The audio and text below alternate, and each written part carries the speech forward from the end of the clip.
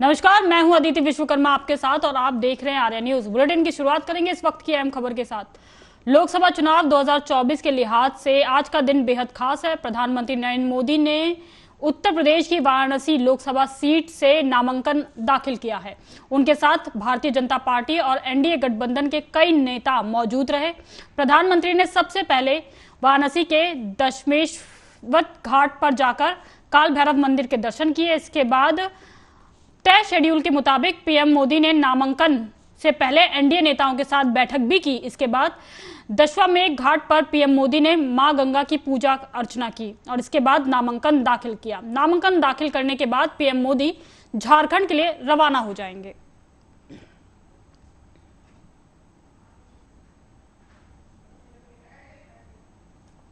तो आज प्रधानमंत्री नरेंद्र मोदी ने वाराणसी लोकसभा सीट से अपना नामांकन दाखिल किया है।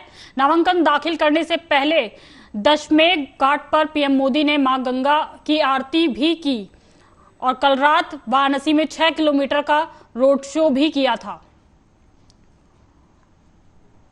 तो आज प्रधानमंत्री नरेंद्र मोदी ने वाराणसी लोकसभा सीट से नामांकन दाखिल कर दिया। इस दौरान कई राज्यों के सीएम मौजूद भी रहे। सीएम योगी मौजूद रहे। इस दौरान प्रधानमंत्री नरेंद्र मोदी के साथ झारखंड के सीएम और भी कई राज्यों के सीएम मौजूद रहे इस दौरान। तो आज वाराणसी लोकसभा सीट से नामांकन दाखिल किया प्रधानमंत्री नरेंद्र मोदी ने। आंध्र प्रदेश और पश्चिम बंगाल में हिंसा की घटनाओं और उत्तर प्रदेश के कुछ गांवों में चुनावों के बहिष्कार की खबरों के बीच लोकसभा चुनाव के चौथे चरण में 10 राज्यों और केंद्र शासित प्रदेशों की 96 लोकसभा सीट पर सोमवार को शाम 8 बजे तक 62% से ज्यादा मतदान दर्ज किया गया। पश्चिम बंगाल में सबसे ज्यादा 75% से अधिक का मतदान और जम्मू कश्मीर में 36% से अधिक का मतदान रिकॉर्ड किया गया। हालांकि 1996 के बाद श्रीनगर सीट पर पिछले 2 दशकों में सबसे ज्यादा मतदान हुआ है।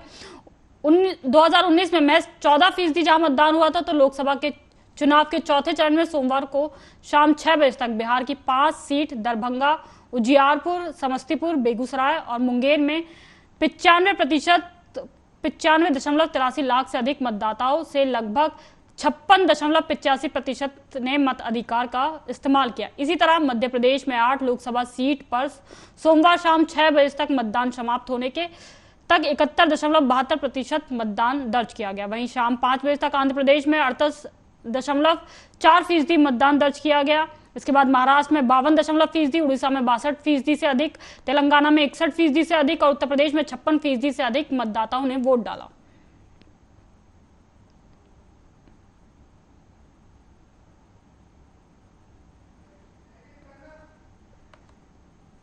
तो देश भर में चौथे चरण का मतदान समाप्त हो गया।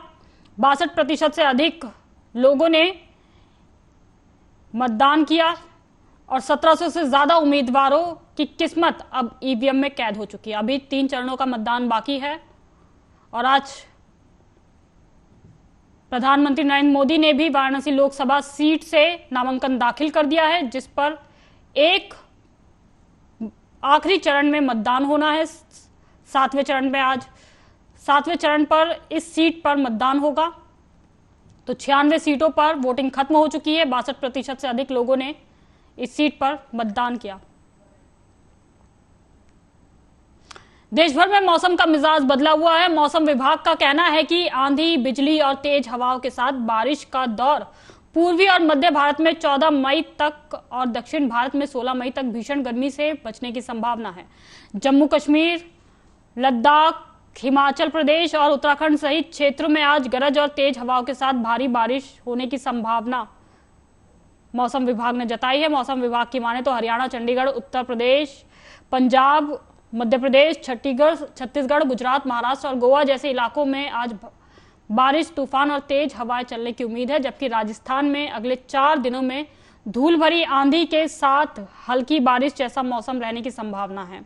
आईएमडी के मुताबिक दक्षिण भारत में आंध्र प्रदेश और यनम, तेलंगाना, तमिलनाडु, पौंडुचेरी और कराईकल और माहे और कर्नाटक में गरज और तेज हवाओं के साथ छुटपुट बारिश होने का अनुमान जताया है। पूर्व उत्तर राज्यों में 15 मई तक छुटपुट से लेकर बारिश, गरज के साथ बारिश, बिजली और तेज हवाएं चलने की संभावना है, जो 16 से 18 मई तक भारी बारिश तक बढ़ने की उम्मीद है। तो वहीं अगले 24 घंटों के अंदर उत्तर पश्चिम भारत में अधिकतम तापमान में कोई महत्वपूर्ण बदलाव की उम्मीद नहीं है। हालांकि अगले दिनों में लगभग 3 से 5 डिग्री की वृद्धि देखी जा सकती है।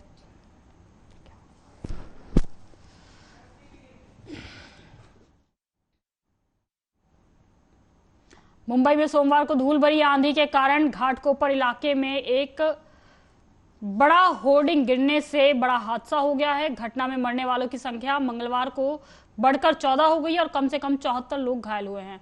होर्डिंग के नीचे फंसे लोगों को रेस्क्यू करने के लिए एनडीआरएफ की टीमों ने रात भर बचाव अभियान चलाया। अधिकारियों का कहना है कि होर्डिंग का निर्माण नगर निकाय की अनुमति के बिना किया गया था।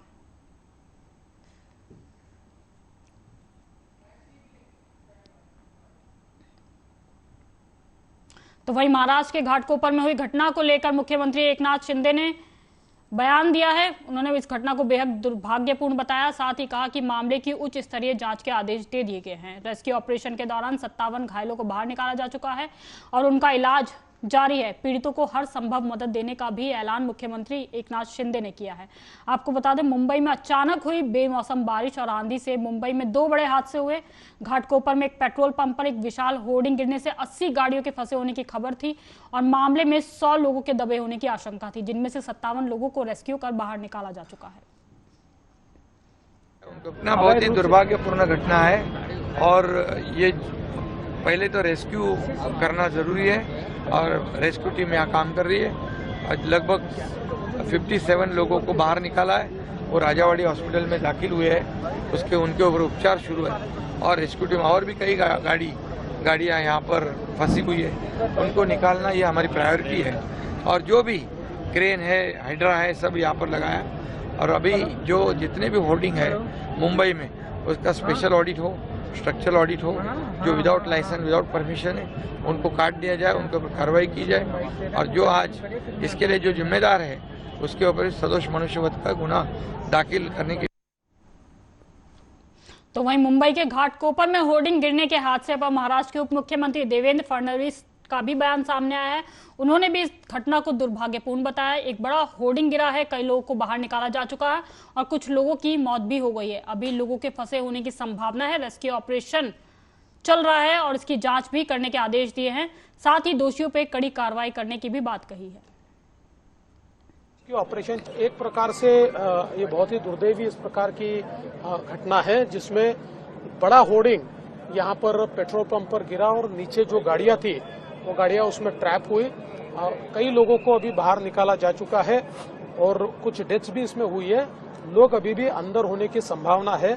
उस संभावना के चलते बहुत ही केयरफुली रेस्क्यू ऑपरेशन चल रहा है, क्योंकि यहाँ पर काट कर रेस्क्यू करना पड़ता है और पेट्रोल पंप है, इसलिए एक बड़ी रिस्क है। इसलिए उसको बहुत सावधानी के साथ जो फायर ब्रिगेड और बाकी सारा विभाग है यहाँ का, वो उसको रेस्क्यू ऑपरेशन को अंजाम दे रहा है और जब तक आखिरी व्यक्ति को बाहर नहीं निकालते तब तक ये रेस्क्यू ऑपरेशन यहाँ पर चलेगा। मूल रूप से जिस प्रकार का ये होर्डिंग था और उसमें किस प्रकार की परमिशन उन्होंने ली थी कि नहीं ली थी, ये सारी चीजों की अब जांच होगी। और विशेष रूप से इतना बड़ा होर्डिंग जब लगता है तो विंड स्पीड का कोई स्टडी किया था, उसके बारे में कोई विचार किया था कि नहीं किया था, ये सारी चीजें हम लोग देखेंगे। एक प्रकार नोएडा में पेट्रोल पंप कर्मी के साथ मारपीट के मामले में नोएडा कोर्ट से आप विधायक अमानतुल्ला खान और उनके बेटे अनस और एक अन्य आरोपी अबू बकर के खिलाफ गैर जमानती वारंट जारी कर दिया गया है। इससे पहले अमानतुल्ला खान के घर शनिवार को नोएडा पुलिस नोटिस देने के लिए पहुंची थी, मगर विधायक अपने बेटे के साथ कई दिन घर से गायब रहे, लिहाजा नोएडा पुलिस ने घर पर नोटिस चिपका दिया। नोएडा पुलिस का आरोप है कि अमानतुल्ला खान और उनके बेटे जांच में सहयोग नहीं कर रहे हैं। वहीं इस मामले में एक आरोपी इकरार अहमद को नोएडा पुलिस ने आज गिरफ्तार कर कोर्ट में पेश किया है।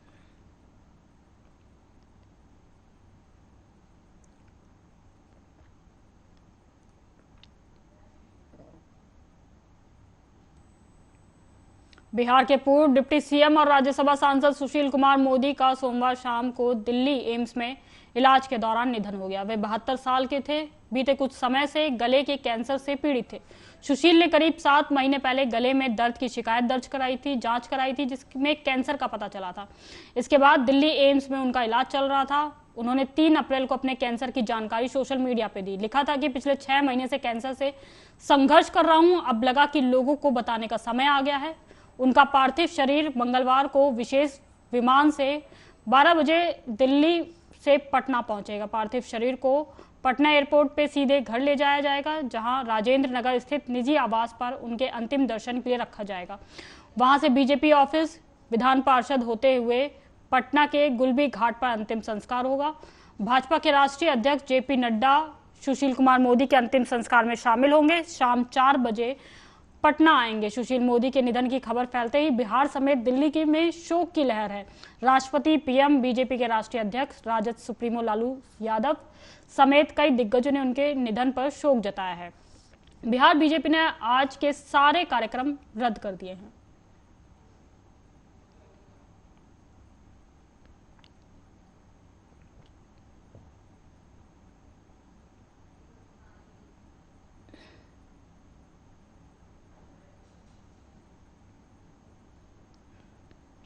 बिहार के पूर्व उप मुख्यमंत्री सुशील मोदी के निधन की खबर पर मध्य प्रदेश के मुख्यमंत्री मोहन यादव ने भी दुख व्यक्त किया है। छात्र राजनीति से सक्रिय राजनीति तक उन्होंने लंबा सफर तय किया और सभी भूमिकाओं में उल्लेखनीय कार्य किया। मुख्यमंत्री मोहन यादव ने यह भी कहा कि अखिल भारतीय विद्यार्थी परिषद में मुझे उनके साथ काम करने का अवसर मिला। उनका जाना मेरी व्यक्तिगत क्षति है। जय महाकाल। मेरी जानकारी में लाया गया कि अभी बिहार के पूर्व उप मुख्यमंत्री श्रीमान सुशील मोदी जी का कैंसर की बीमारी से निधन हुआ है। श्री मोदी जी का लंबा छात्र राजनीति से आज तक का सफर रहा है। मैं और वो साथ में विद्यार्थी में काम कर चुके हैं। मुझे अत्यंत निजी भी दुख है इस बात का कि उनका हमारे बीच में से जाना ये संगठन के लिए, प्रदेश के लिए, देश के लिए क्षति है। कैंसर से लंबे समय से आप जूझ भी रहे थे। अलग अलग समय पे अलग अलग भूमिका उनने बहुत अच्छे से उनके अच्छे कार्यकाल में निभाई है। विद्यार्थी परिषद के सक्रिय कार्यकर्ता, बाद में सक्रिय राजनीति में आए, कई दायित्वों का निर्वहन किया, सरकार के साथ मिलकर के मुख्यमंत्री बनकर के भूमिका भी निभाई। मैं शोक की इस घड़ी में पूरे परिवार के साथ हूँ। मध्य प्रदेश सरकार की ओर से विनम्र श्रद्धांजलि अर्पित करता हूँ और बाबा महाकाल से कामना करता हूँ कि उनको मोक्ष प्रदान करे। ओम शांति। जय महाकाल।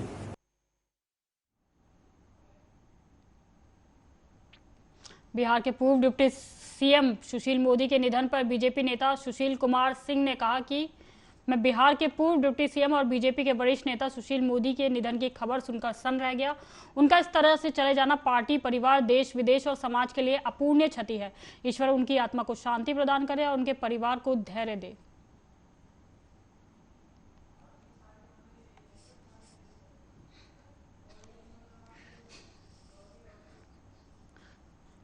आत्मा को शांति प्रदान करें और इस मार्मिक बेला में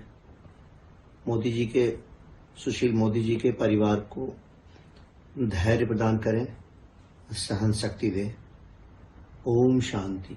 भारतीय जनता पार्टी के वरिष्ठ नेता, बिहार के पूर्व उप मुख्यमंत्री आदरणीय सुशील कुमार मोदी जी के निधन की खबर अभी सुनकर मैं बहुत सन्न रह गया। बहुत बड़ा आघात पहुंचा है। भारतीय जनता पार्टी परिवार, देश, प्रदेश और समाज के लिए हम सबों के नेता का इस तरह चले जाना बहुत बड़ी अपूर्णीय क्षति है। भगवान उनकी आत्मा को शांति प्रदान करें और इस मार्मिक बेला में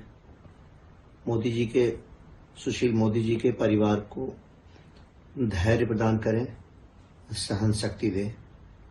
ओम शांति। भारतीय जनता पार्टी के वरिष्ठ नेता, बिहार के पूर्व डिप्टी सीएम सुशील मोदी के निधन पर बिहार के डिप्टी सीएम विजय कुमार सिन्हा ने कहा कि बड़ा दुखद समाचार सुशील मोदी के बारे में मुझे मिला है। वे हमारे बीच नहीं रहे। पार्टी में सभी को हिम्मत प्रदान करते थे और मार्गदर्शन करते थे। आज उनकी कमी खल रही है। उनकी भरपाई निकट भविष्य में नहीं हो पाएगी। ईश्वर उनकी आत्मा को शांति दे और उनका परिवार को दुख सहने की क्षमता दे। आज बरसों बड़ा ही असहनीय दुखद समाचार परम श्रद्धेय माननीय सुशील मोदी जी के बारे में मिला कि वो हमारे बीच नहीं रहे। बड़ा ही मरमाहत करने वाला और ये अंदर से झकझोरने वाला जो व्यक्ति आज वर्षों से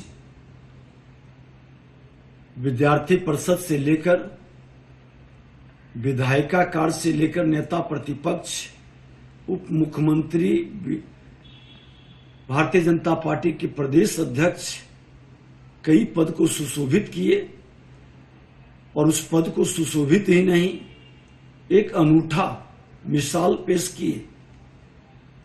आज हमारे जैसे सैकड़ों कार्यकर्ताओं को पार्टी में हिम्मत प्रदान करते थे, मार्गदर्शन देते थे।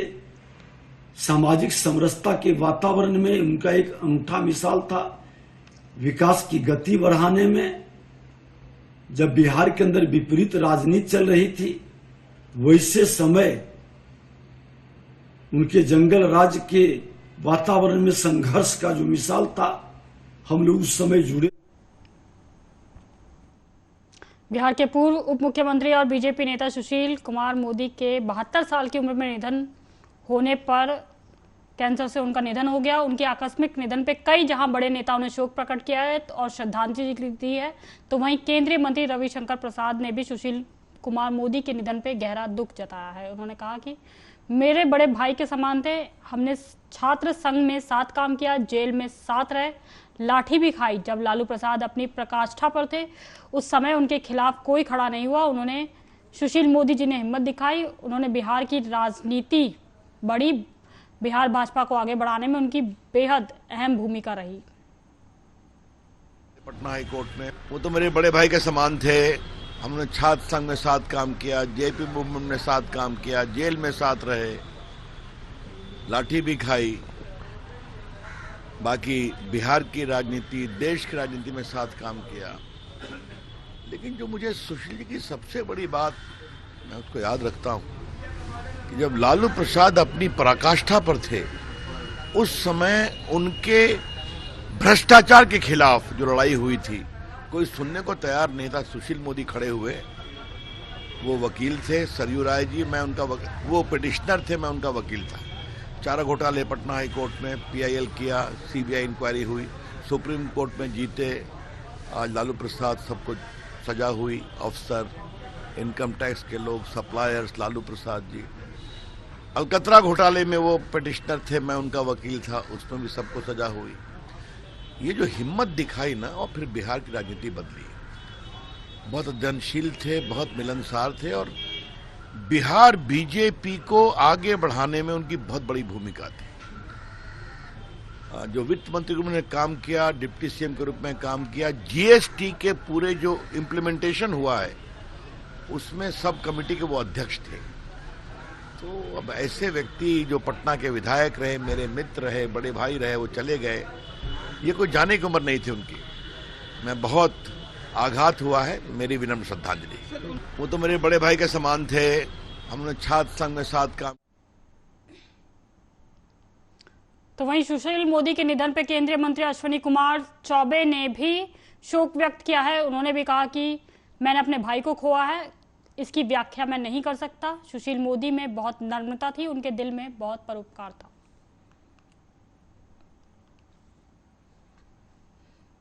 मेरे मित्र ही नहीं, कहा जाए कि उस परिवार से मेरा इतना लगाव रहा है, मैं भाई के नाते उस परिवार का रहा हूं उनके। मैंने आज अपने एक ऐसे भाई को खोया जिसकी व्याख्या नहीं। एक ऐसा भाई जो सचमुच में मेरे मित्र भी थे, मुझे सलाह भी देते थे, मुझे जो कुछ होता है कभी मैं डांट भी देता था उनको, तो वो बुरा नहीं मानते थे। कभी मैं ये सोच भी नहीं सकता था कि ये बुरा दिन मुझे देखना पड़ेगा। सुशील जी सचमुच बहुत ही ऐसे विनम्र व्यक्ति, बराबर नम्रता कुट कुट कर बनी थी।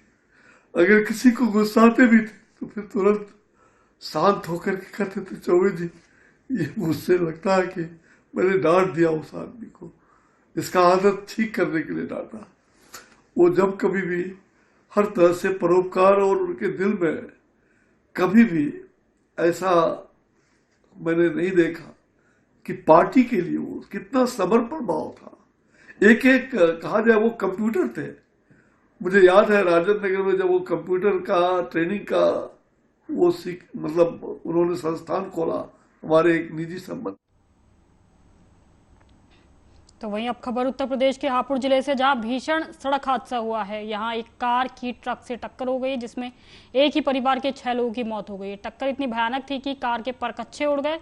जानकारी के मुताबिक ये हादसा दिल्ली लखनऊ हाईवे NH9 पर गढ़ कोतवाली इलाके के अल्लाह बख्शपुर कट के पास हुआ है। कार सवार परिवार गाजियाबाद से गजरौला जा रहा था, तभी ये देर रात ये हादसा हुआ। इस हादसे में जान गंवाने वाले सभी लोग गाजियाबाद के रहने वाले बताए जा रहे हैं। वहीं घटनास्थल पर पहुंची पुलिस ने मृतकों के शव को पोस्टमार्टम के लिए भेज दिया है, और जो एक शख्स घायल है उसे इलाज के लिए नजदीकी अस्पताल में भर्ती करा दिया है। इस घटना के बाद हाईवे पर जाम लग गया, जिससे आने जाने वालों की भारी दिक्कतों का सामना करना पड़ा।